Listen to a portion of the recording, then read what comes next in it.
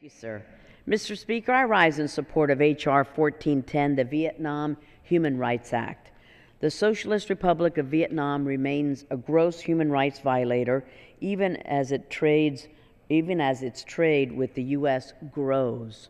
The people of Vietnam continue to be oppressed by their communist jailers, unable to change their government or enjoy any semblance of the rule of law.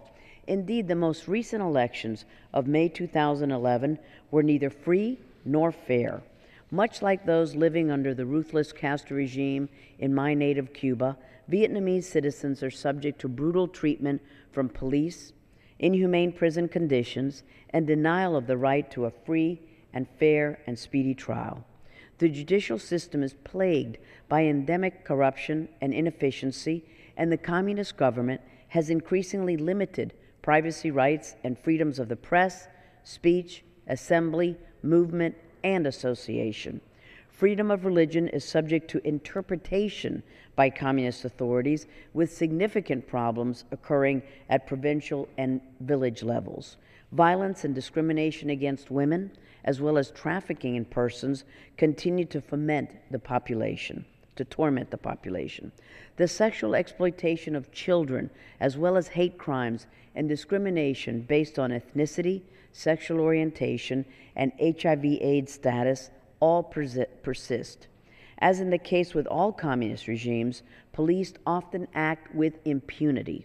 Cowardly hiding this egregious brutality from the civilized world, the communist government prohibits independent human rights organizations from operating within its borders. All of this occurs while the U.S. continues to broaden trade with the Vietnamese dictators, completing a Trade and Investment Framework Agreement, or TIFA, in 2007.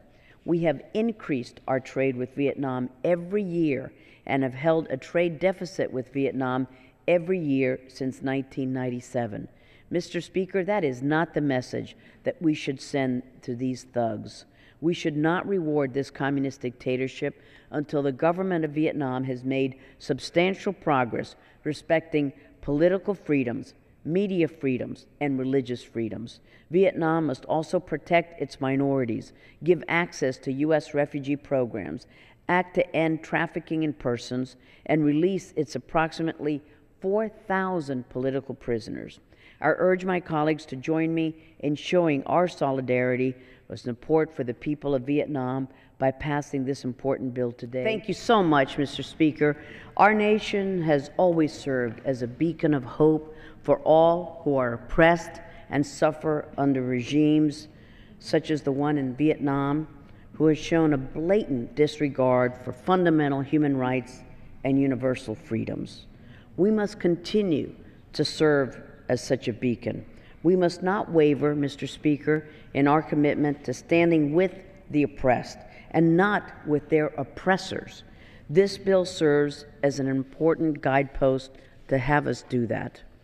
The Vietnam regime continues its oppression.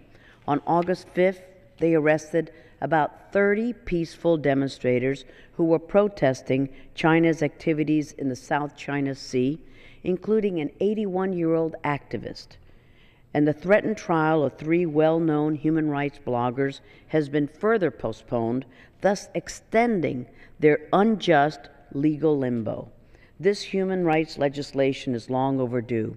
It contains a provision prohibiting an increase in non-humanitarian assistance to the government of Vietnam unless certain human rights benchmarks are met.